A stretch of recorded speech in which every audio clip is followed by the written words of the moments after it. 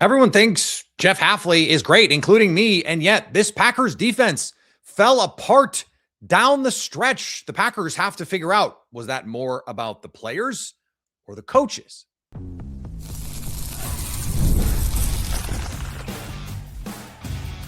You are Locked On Packers, your daily Green Bay Packers podcast. Part of the Locked On Podcast Network, your team every day. You are Locked On Packers, part of the Locked On Podcast Network, your team every day. I'm Peter Bukowski, and I cover the Packers for The Leap, a newsletter I would love for you to subscribe to. Subscribe to the podcast wherever you get podcasts, iTunes, Spotify, Google, wherever you get podcasts, you'll find Locked On Packers, the number one Packers podcast on the internet, and the show for fans who know what happened. They want to know why and how. Thanks to everyone who makes Locked On Packers their first listen every day. We hope you like starting your day with us as much as we like starting our day with you here on the Locked On Podcast Network, the number one sports podcast network. It is our first Sunday overtime show, and our pal Brandon Sneide from the Locked On Packers podcast, the Locked On Bucks podcast, or the squad show, the Locked On Brewers postcast. It's like the old commercial, Brandon. You are everywhere we want to be right now with Wisconsin sports for sure. And this is something that I've been trying to mull over. I've been trying to figure out.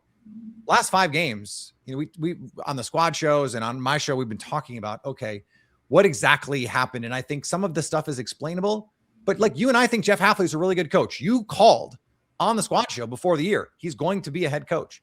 And yet, to my eyes, this defense underperformed. What is your theory on why that is?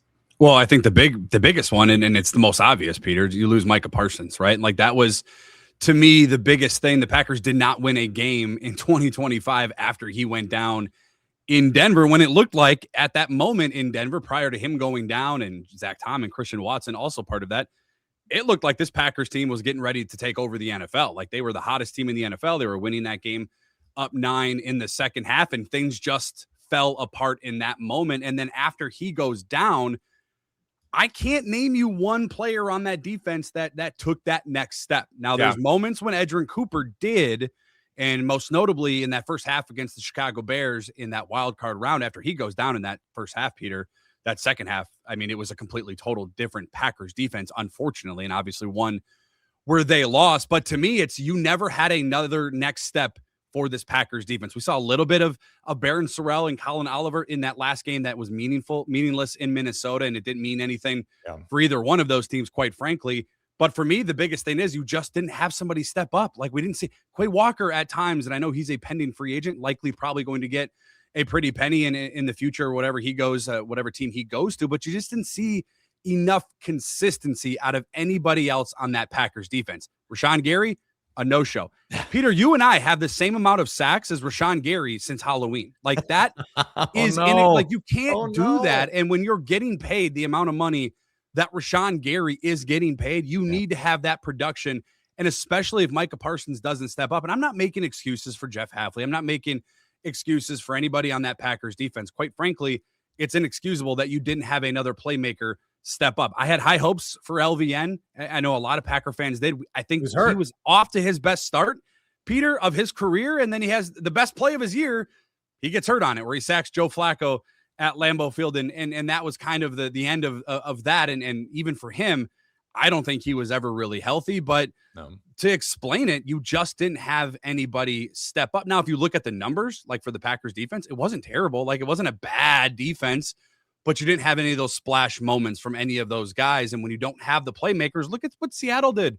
Like, look what they did to Drake May in the Super Bowl. Like you didn't have any of that happen for the Green Bay Packers. You had no LVN really stepping up. We mentioned Rashawn Gary. The linebackers were inconsistent. Your secondary was obviously a little bit of a disaster. I've said this on the squad show, and I don't mean this in a bad way.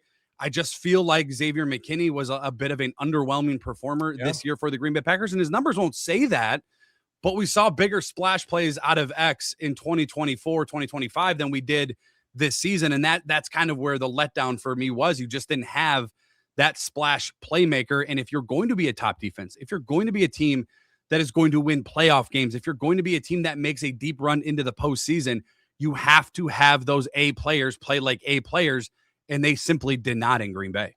The thing about this, though, Brandon, is like, I agree with everything you're saying. And I think that when Micah Parsons went down, Jeff Hafley said, watch how they play without him. And for 3 quarters, really 3.5 quarters against the Chicago Bears, that's exactly what they did. They kicked Chicago's ass for 3 quarters on defense without Micah Parsons. But what's weird is even before the Micah Parsons injury, this defense was not as good as it was in 2024. And even if you adjust for turnovers, like, I love my acronyms, like you take the defensive EPA per play and control for turnovers, they were a top 10 defense in 2024. They just weren't that in 2025. And so defense is volatile. This is one of the reasons why defense is volatile. But what they needed was, okay, Micah Parsons goes down. Xavier McKinney, you got to catch that ball. Yeah. Against Bo Nix. Carrington Valentine, you and I counted probably half a dozen dropped interceptions just from Carrington Valentine this season. Like you can't have that as a defense. Those opportunities are too big. And so that leads us, I think, to an important question here, Brandon. Like the coaching changes. Let's say you get the same quality of coaching from Jonathan Gannon and Bobby Babich. And I think that's a reasonable thing to think you can get. But then if there's going to be one player that if this guy steps up or this guy plays to his potential, it sort of smooths everything out for Green Bay. Who's that guy for you? And I think, my answer is going to be pretty simple because I think we saw a little bit of it this year, Peter, and it's Devontae Wyatt. Like if the Packers have that interior guy, and again, a freak injury, right? The broken leg, like I think he was having the best year of his career. Like outside of Micah Parsons, well, the obvious answer too is LVN. Like you're taking 13th overall in the NFL draft. The Packers obviously got to see something. You got to have that production. And yes, you have, again, you can only use the injury excuse for so long. For me, Peter, it's got to be Lucas Van Ness. Like he's got to take that next step for if you got a guy on the other side of that teams have to, okay, we're going to double, triple at times, Micah Parsons, LVN, go win one-on-one, cause some havoc in that backfield against these opposing teams. So it's LVN for me and it's Devontae Wyatt. And I'm not saying Devontae Wyatt didn't take that next step. I believe he did.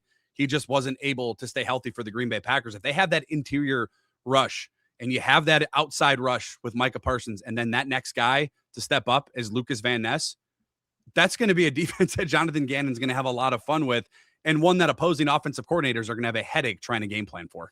I think those are all good answers. I think what's crazy, Brandon, is like, if I think about this before the season and I had told, past me from the future, hey, Evan Williams is going to look like a Pro Bowl player for most of the year. Javon Bullard is going to make real significant improvement and you're going to trade for Micah Parsons. I would go, okay, this is one of the 3 best defenses in the NFL. And they just weren't for like a slew of reasons. And we went through some of them. I hate to do this to you, but like you thought, and I thought Edrin Cooper could be an all-pro this season. We thought he could be the best linebacker in the NFL this season. And he didn't take that step.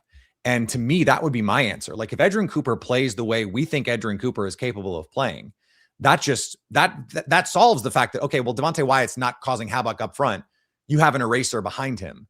Cooper did not play like that this year, except in the first half of the Bears game, and then you lose him. And It's just sort of like, it was just that sort of season for Green Bay.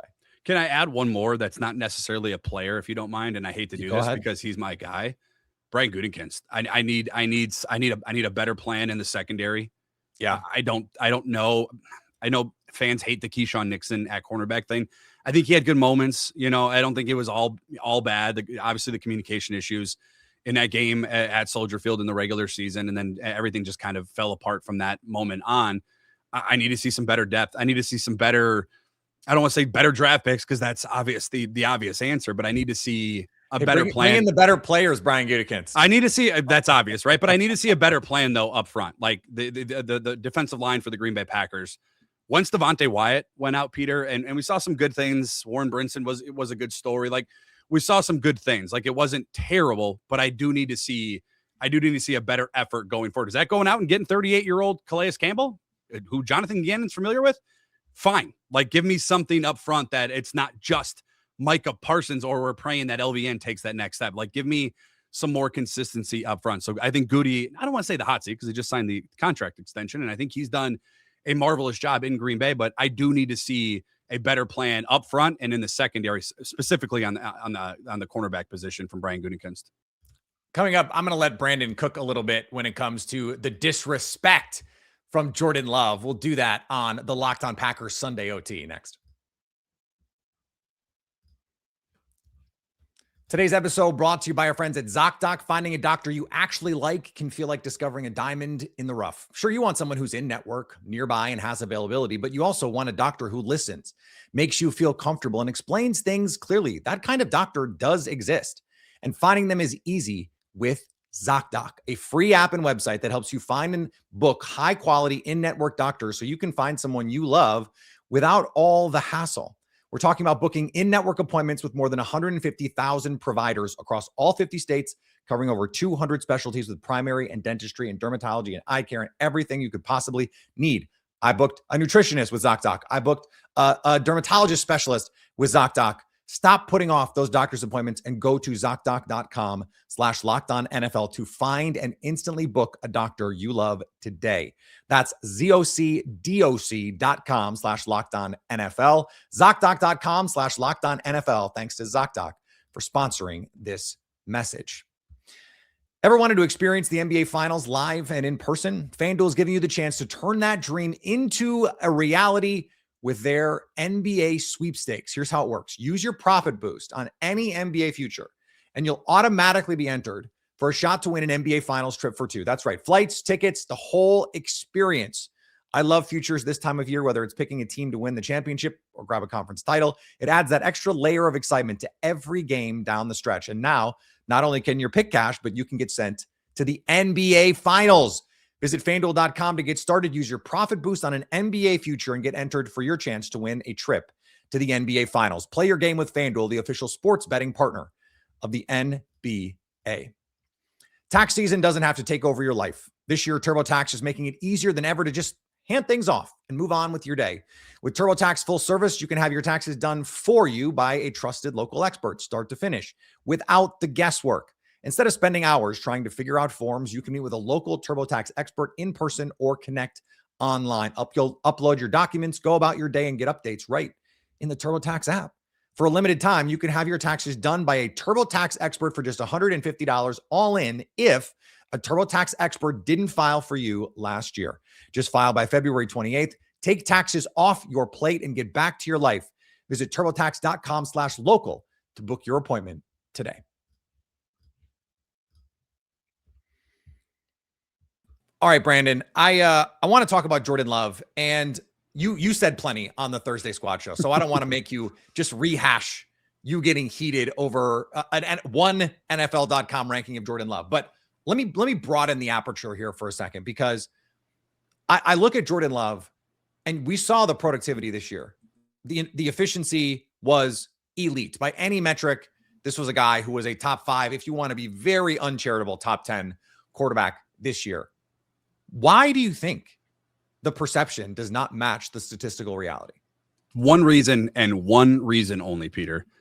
The people that are doubting Jordan Love, that are putting him in tier 3 in their rankings and so forth, they were not on board with the selection of Jordan Love in the NFL draft. They're confirming their priors. They're trying to give any kind of reason as to why Jordan Love isn't a top 5 quarterback in the NFL. When you rank Daniel Jones ahead of Jordan Love, when you rank Caleb Williams ahead of Jordan Love, heck, I'll even take it another step further. I know he just won a Super Bowl.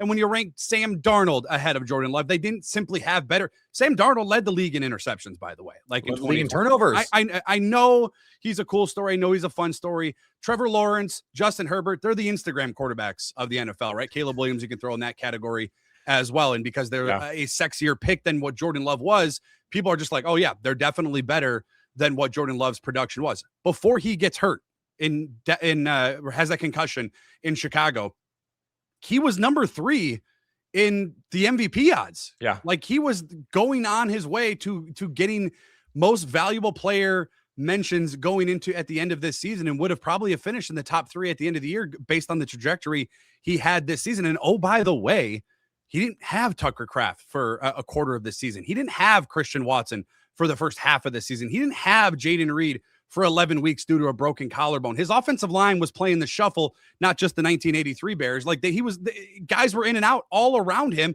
and the production was still there. So the only reason I can simply come to the consensus that why people are doubting him is because they didn't like that he was selected where he was selected in the 2020 draft. And people are still on that because there's no other reason as to why he isn't a top 5, top 7, top 10 quarterback at least in the NFL draft. Like, there's no reason, Peter. It legitimately pisses me off to see these quarterbacks ranked ahead of Jordan Love. And I don't understand. Coach Jags, who's a great friend of ours, a part of the Squad Show, and I asked him this question. What else does he need to do? He says, go deeper in the playoffs. Yeah. Okay. What has Justin Herbert done? What has Drake May? I know Drake May went to the Super Bowl. I understand that, but not a great performance from Drake May. What, Caleb Williams went to the divisional round. Actually, it was one of the worst playoff performances ever in terms of sacks and turnovers. Like, it was brutal. Lamar Jackson, I know he went to an AFC Championship game before, but hasn't really done anything outside of that.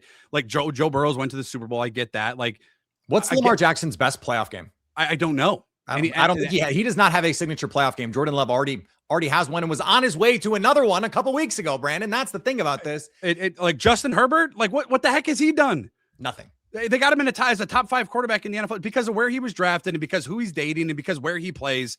Like, that's the only reason that these guys are ranked ahead. It makes me angry. It really does, because Jordan Love deserves more respect outside of us and outside of Packer Nation. He deserves more respect. He is one of the best quarterbacks in the NFL. Inside Packers Nation, Brandon. Inside Packers Nation. That's fair too. There's nothing I don't think that Jordan Love cannot do that Matthew Stafford can do, that Dak Prescott can do, that Justin Herbert, Trevor Lawrence, that these guys that are ranked ahead of him can do. Are you kidding me with Caleb Williams in front of Jordan? Are you kidding me? Because of a couple TikTok highlights, you're going to put Caleb Williams in front of Jordan Love. It works me up to a whole nother level. It makes me mad. Speaking of TikTok, did you see his 3-point shooting? Yeah, it was about as bad as his completion percentage this year in the NFL. That's the other thing. It was somehow worse. Caleb Williams doesn't, and that's the thing. Like, okay, let's stick on with Caleb Williams real quick.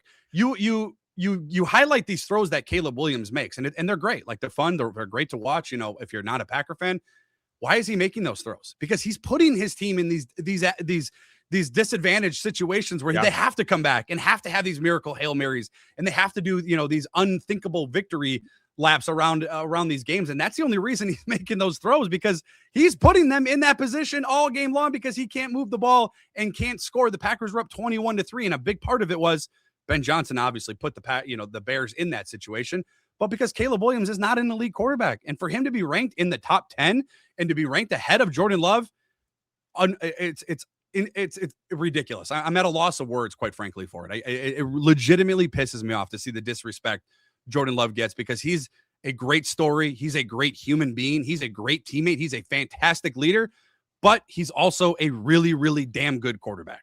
I kind of think you just answered your own question in a way, though, because he also gets held to the standard of the Green Bay Packers quarterback. Like, he's not Brett Favre. Yeah. He's not Aaron Rodgers. And so it's like that gets held against him because of who he's not rather than who he is. And I think too, and I've said this on the show before, I think that when he does make a mistake, it is the worst mistake you've ever seen. And he doesn't make that many, but when he does, they're big and loud. And you're just sort of like, ugh, come on. Now, he did not make any of those against Chicago. You cannot blame the Bears game on Jordan Love. Absolutely. He was the best player on that field. He wildly outplayed Caleb Williams in that game. But like, Rasheed Walker sold the game. The defense sold the game. There were a lot of reasons why they lost that game. Jordan Love. Edgerrin Cooper being out in that game in the second Jordan half. Love was not on the list of reasons that they lost the game. He was spectacular. And unfortunately, it does fit with the history of the Green Bay Packers quarterbacks of recent vintage. How many times did Aaron Rodgers have a playoff game where, like, he was great and the defense blew it for him? Yeah. This has unfortunately just kind of been the modus operandi for the Packers in the playoffs. The quarterback plays well and the defense doesn't do enough. And that, I think that brings us back to the beginning part of the show. Like, how do you fix it? How do you get there? And that's the part that I think we're going to learn a lot about what Brian Gutekunst actually thinks about this team in the offseason here, because you have to do more to let Jordan Love win a game 14-10. Like, I feel like the Packers have never won a game like that. Of course they have, but it just feels like when the game is played like that, they struggle. And you have to be able to win games like that sometimes. And I hope too, going forward, I hope this is the year where Matt LaFleur fully leans into Jordan Love. And I understand that would help. I think you have Josh Jacobs going forward. Obviously, you're gonna want to run the ball, and there's no doubt about that. That's a part of Matt LaFleur's system. But I think this is a big year going into year 4. And oh, by the way, if people are like, well, he's not Aaron Rodgers, go look at the first 3 years with Aaron Rodgers and go compare those numbers to the first 3 years with Jordan Love. And I think you're going to be quite pleasantly surprised at the trajectory you have currently with Jordan Love, who can make every throw, who can make every play. And I think this is the year for Matt LaFleur to fully lean into that. You're going to get Tucker Kraft back. You're going to have a full, healthy year of Christian Watson and Jaden Reed. I think you need to obviously have Matthew Golden. We don't know what Romeo Dobbs, if he's going to be a part of this team or if he's not going to be a part of this team. But this is the year where I think if you're Matt LaFleur, you have to wake up, look yourself in the mirror, and be like, I'm going out with Jordan Love as the quarterback. If we're going to win this all, it's going to be because of Jordan Love. And if we don't win it all, it's not going to be because I didn't fully lean into the best player on offense for the Green Bay Packers. I think this is a big year for Matt LaFleur to fully lean into Jordan Love. And I think he can do it. I firmly believe that Jordan Love not only can win an MVP award in this league, Peter, I firmly believe that Jordan Love can lead this team to a Super Bowl. I completely agree. So I have nothing to add. This is our first Sunday OT here on Locked On Packers, something we're going to continue to do, something Brandon is going to continue to join us as we do it, and we're going to have a lot of fun through the offseason. Subscribe wherever you get podcasts. Locked On Packers, the Squad Show, still twice a week. In the offseason, we're having a great time doing that. Subscribe on YouTube. Subscribe wherever you get podcasts so you can always stay Locked On Packers.